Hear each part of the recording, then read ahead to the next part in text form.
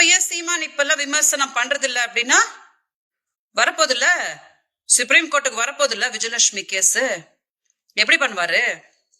விஜயலட்சுமிக்கு வழக்கறிஞர் கிடையாது, அதனால இந்த கேஸ் தானா சுப்ரீம் கோர்ட்ல டிஸ்மிஸ் ஆகி போயிடும் அப்படின்னு தான் சீமான் கணக்கு போட்டாரு.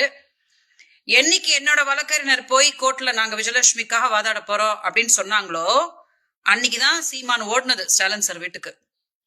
1000 தான் இருந்தாலும் நம்ம எல்லாம் பங்காளிங்க, உங்க எதிரிய நான் பாத்துக்கிற விஜய நல்லா அடிக்கிறேன், என்னைய கொஞ்சம் பார்த்து அடிங்க சுப்ரீம் கோர்ட்ல அப்படின்னு போய் பம்பிருப்பான். இது கூட உங்களுக்கு தெரியலையா?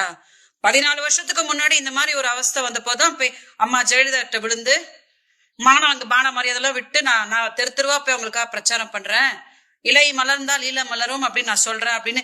இன்னைக்கு வரைக்கும் அந்த ஈழம்ன்றது மலரவே இல்லை. இதை யாரும் சீமான் கிட்ட கேட்டதே இல்லை.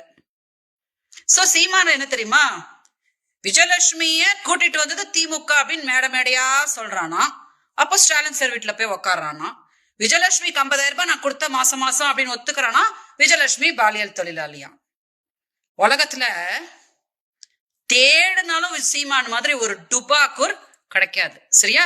மீடியாவை ஏமாத்திக்கிட்டு, மக்களை ஏமாத்திக்கிட்டு, மனைவியை ஏமாத்திக்கிட்டு, ஊரெல்லாம் ஏமாத்திக்கிட்டு அவன் போட்டுட்டு இருக்கிற டிராமா இருக்குது இல்லையா? நான் ஒரு வீடியோலயும் சொல்றேன், யாரெல்லாம் கஷ்டப்பட்டு சீமானை வளர்த்து விட்டுட்டு இருக்கிறீங்களோ கஷ்டமே படாதீங்க. இந்த மரங்களுக்கு மாநாடு, மாடுங்களுக்கு மாநாடு, பண்ணிக்கு இவன் என்ன மாநாடு போட்டாலும் என்னோட கண்ணீரு இவனை நல்லா இருக்க விடவே விடாது. ஒரு நாள் வரும் இல்லையா, ஒரு நாள் ஜட்ஜ்மெண்ட்ன்றது வரும் இல்லையா, அப்போ சீமானுக்கு என்ன நடக்கும் அப்படின்ற மட்டும் நீங்க பாருங்க.